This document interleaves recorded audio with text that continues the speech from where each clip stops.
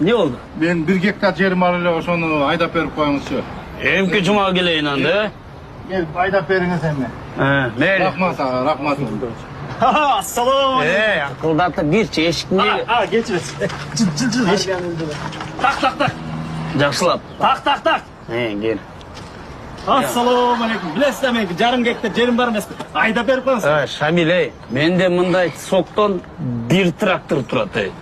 Башкача ойлонуп келчи бар, башка нерсе. Кайра келемез. Жо, жомуртка жебейм. Жомуртка жебейм. Кечинекейлер жербин бу. Сен да бар.